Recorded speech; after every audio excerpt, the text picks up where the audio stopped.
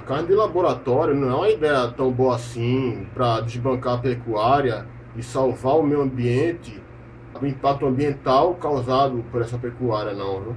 Direitos animais, veganismo, antiespecismo e anticarnismo. Tudo isso você encontra aqui no canal Vegano Agente. E aí, galera, tudo bem? Depois de vários meses sem vídeos novos, o canal Vegano Agente está aqui de volta ativa. E volta também a responder vídeos de gente que se opõe ao veganismo e aos direitos animais, ou se diz cética perante ambos, os famosos carnistas. Aí o vídeo respondido de hoje é o do vlogueiro Omaro, do canal Morgatório do Pássaro. Inclusive, ele já havia sido respondido por mim em outras duas ocasiões. Aí o vídeo dele aborda os impactos ambientais da produção de carne, com foco no impacto hídrico indireto representado pela produção de grãos para alimentação animal. Aí ele defende como solução supostamente mais realista do que a massificação mundial do veganismo, a disseminação do consumo de carne sintética. Especificamente, como ele deixa entender, a carne bovina sintética produzida em laboratório, que foi anunciada há uns 2 anos atrás já. Aí, como é de costume, eu pego alguns argumentos da fala dele e trago aqui para responder. E respondo cada um dos trechos que eu considerei bem problemáticos ou mesmo equivocados. Aí então vamos lá responder.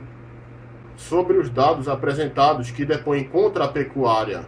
Aqui Omaro apresenta dados interessantes de fontes confiáveis sobre o peso da pecuária na produção agrícola, no consumo direto e indireto de água e no desmatamento da Amazônia, com as devidas fontes. Mas ele peca, ou no mínimo traz uma afirmação, ou a informação, aliás, bem questionável e problemática, quando deixa entender que todos os bovinos que vivem em pastagens comem ração com grãos. Aqui ele comete um erro de generalização quando fala isso. Ele se esquece que existe uma parcela de bovinos que, de fato, tem uma alimentação exclusivamente, ou quase exclusivamente, baseada em capim de pasto. Inclusive se usa, em algumas fazendas, pasto selecionado com nutrientes específicos que um pasto rudimentar não vai ter em abundância. E as criações de gado bovino que usam ração em abundância são, em grande parte, criações semi-extensivas, que a semi-extensiva é quando aquela criação é baseada em confinar os animais em uma parte do dia e deixar eles soltos no pasto na outra parte do dia. E as criações intensivas, nas quais os animais vivem aprisionados no confinamento o resto da vida, a vida inteira, todas as horas do dia. E aqui se inclui algumas fazendas de bovinocultura extensiva, mas é imprudente dizer que todas as fazendas extensivas usam ração para alimentar bois e vacas e bezerros. Daí é bem fácil que um pecuarista, ou um zootecnista, ou um agrônomo, chegue nos comentários do vídeo dele e refute parcialmente o que ele fala. E daí, esse pecuarista, ou zootecnista, ou agrônomo, deixa entender, para a galera que assistiu o vídeo dele e foi ler os comentários, que o consumo de carne bovina seria menos oneroso para o meio ambiente do que se argumenta. E um outro erro do vídeo dele é deixar entender que 100% dos animais explorados pela pecuária no Brasil são bovinos.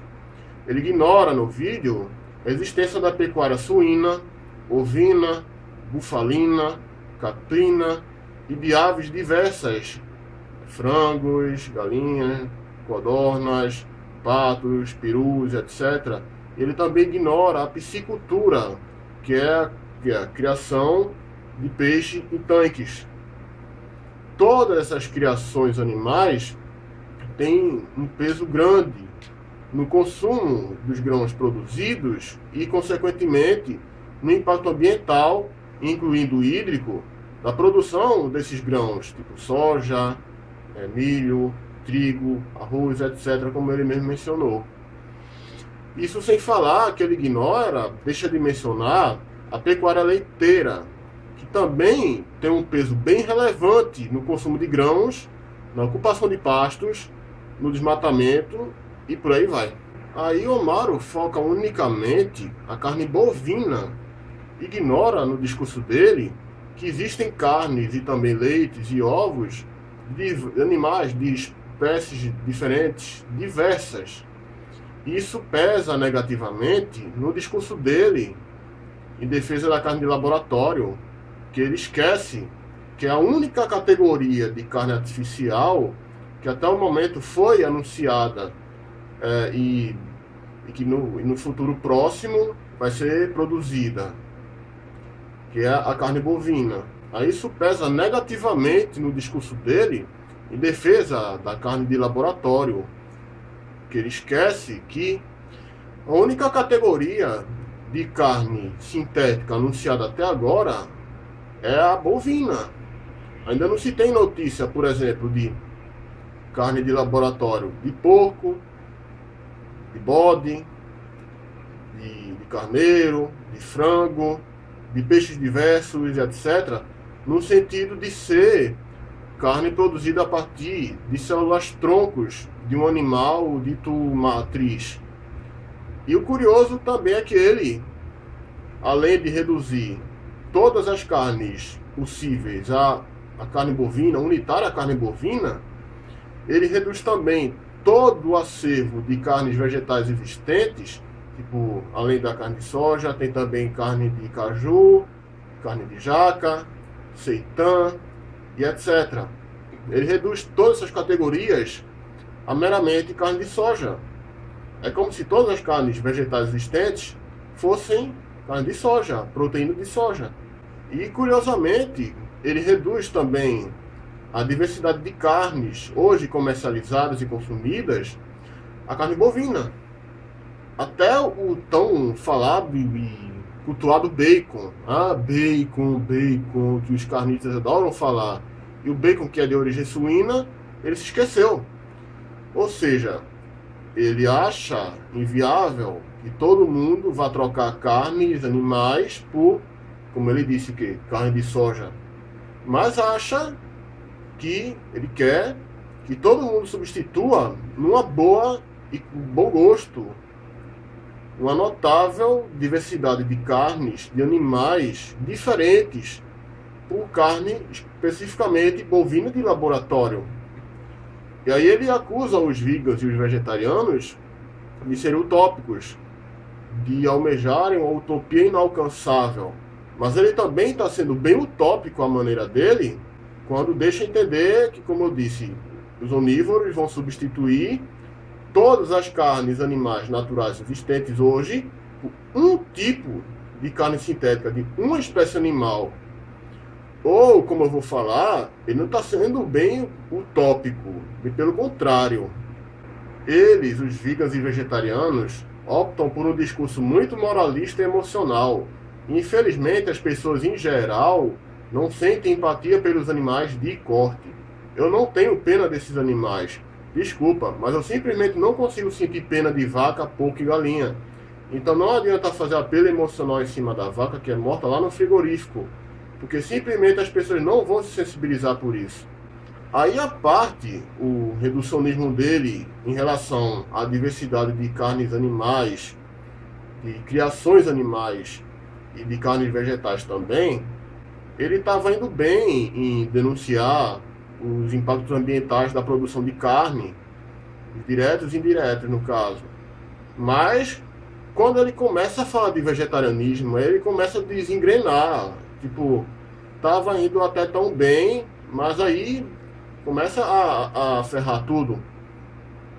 Eu diria, ou melhor, eu digo, que quando ele faz essa menção à ética animal, no meio de um vídeo quase todo dedicado a falar do impacto ambiental da carne, quando ele fala de ética animal, ele comete algo aproximadamente uma falácia de fuga ao tema, também conhecida como red herring, já que o assunto central, que ocupa uns 3/4 do vídeo dele, é o impacto ambiental da produção de carne, com foco na bovina. E isso talvez torne impróprio que alguém esteja assistindo o vídeo dele e venha comentar sobre ética animal quando o tema principal é impacto ambiental da carne. E isso torna inóspito o que poderia ser um terreno de debate sobre ética animal. Mas mesmo assim, como eu estou gravando em vídeo e estou fazendo resposta meio que integral, eu vou abordar sim aqui no meu vídeo resposta a maneira como ele trata a conscientização vegano-abolicionista. Aí essa fala dele, que o meu vídeo resposta mencionou agora há pouco, eu estou respondendo agora, comete 3 falácias, cujas definições eu mostro cada uma. Primeiro, é a generalização precipitada ou generalização apressada, que ele aproveita o fato de que algumas pessoas do meio vegano e vegetariano usam de julgamento pessoal e apelo à emoção na tentativa de conscientizar outras pessoas, e aí ele generaliza esse fato, essas características de algumas pessoas para todos os veganos e vegetarianos que são engajados em conscientização. A segunda falácia que ele usa é a falácia egocêntrica. O que é a falácia egocêntrica? Quando é que ela é usada? É quando a pessoa usa a si mesma como referência central e universal de ser humano e argumenta que se ele pensa de tal forma ou tem determinada característica ou comportamento, necessariamente todos os demais seres humanos, ou a grande maioria da humanidade, compartilha esse mesmo pensamento, essa mesma característica, esse mesmo comportamento. E a terceira falácia que ele usa é a redução à peninha, porque ele reduz todo o sistema de princípios éticos dos direitos animais e toda a racionalidade envolvida no respeito ético pelos animais não humanos ao atributo emocional e passageiro da pena, de sentir dó. Ele esquece que pena, dó, misericórdia é uma coisa e respeito ético pleno é outra bem diferente. Eu não preciso ter pena de um amigo meu para respeitar ele. Eu também não preciso ter pena de chineses para defender que é errado pregar ódio, intolerância e desrespeito contra o povo chinês. E ter dó de homossexuais discriminados ou vitimados por crimes de ódio não é requisito necessário para apoiar a luta de pessoas não heterossexuais por direitos. Porque pena é uma emoção efêmera. Aquilo que a pessoa sente naquele momento e deixa de sentir alguns minutos depois, que deixa de ter o contato direto com o motivo de sua pena. Tipo, um cachorro sendo agredido na rua, ou um vídeo de uma vaca sendo torturada e morta dolorosamente no matadouro. Aí a pessoa sente pena na hora. Passa alguns minutos sentindo pena, com aquilo na memória, mas daqui a alguns minutos a pena passa. O respeito, pelo contrário, é uma convicção racional e ética que a gente leva conosco pelo resto da vida. E não é porque o Maro não sente pena de animais sendo torturados e mortos em matadouros que a maioria dos seres humanos seria incapaz de desenvolver respeito pelos animais, tão logo se conscientizem de que é errado e antiético explorar ou apoiar a exploração animal. E aqui a gente acaba descobrindo no discurso dele uma quarta falácia, que é a falácia o quê? Do argumento desconexo, também conhecida como non sequitur, que eu vou dizer o que é que significa, que é quando a premissa e a conclusão do argumento não tem nada a ver uma coisa com a outra. E sobre a questão da sensibilização, convém dizer que não é só a sensibilização em que a educação vegana se baseia. É também na argumentação e no questionamento. A conscientização pelos direitos animais, às vezes, investe em pegar a pessoa pelo coração, mas também, muitas vezes, investe em convencer pela razão. E daí a argumentação racional é o que a gente vê quando, por exemplo, Gary Francione, ou Sônia Felipe, ou alguma pessoa especializada na teoria abolicionista, lança um livro sobre teorias dos direitos animais, ou quando o blog Vegana Gente lança uma resposta a um texto carnista que está lá difamando o veganismo, ou quando um vegan esclarece a um onívoro interessado que a alimentação vegetariana estrita é saudável e adaptável para qualquer ser humano, de qualquer faixa etária, e que a exploração animal fere os interesses próprios do animal explorado, e por aí vai. O ser humano se preocupa apenas com seu próprio umbigo. É muito mais persuasivo a gente mostrar o problema que a agropecuária gera na falta de água, porque aí sim, neguinho, vai começar a pensar em diminuir o consumo de carne. Aqui, de novo, Omaro incide na falácia egocêntrica, que ele próprio, assumidamente, não se preocupa com os animais que ele come. Ele mesmo assume nessa parte que só se convenceu da perniciosidade da produção e consumo de carne por causa do impacto ambiental da produção de carne e que já está respingando nele, causando falta d'água, provocando falta d'água onde ele mora. E aí ele indevidamente generaliza essa característica do pensamento dele para todos os seres humanos. Aí ele se coloca como referência central e universal de ser humano, mais uma vez, e daí argumenta que se ele mesmo, Omaro, se preocupa só com o próprio umbigo e com as consequências do consumo de produtos animais que respingam nele, isso quer dizer necessariamente que todos os demais seres humanos, ou a grande maioria, pensa igual a ele e também só pensa no próprio umbigo. Se o mundo como um todo adotasse uma dieta vegetariana, muitos problemas de fome ambientais seriam solucionados parcialmente. Mas isso é meio utópico. Eu não acredito que as pessoas vão parar de comer carne para comer carne de soja, até porque, como eu já falei, existe um grande mercado, uma grande oferta e procura sobre esse sistema alimentício baseado no consumo de proteína animal. Aí, como eu falei antes, ele diz que é bem utópico que as pessoas em geral adotem, dentro de um processo de décadas de campanha de conscientização vegana em massa, uma alimentação vegetariana.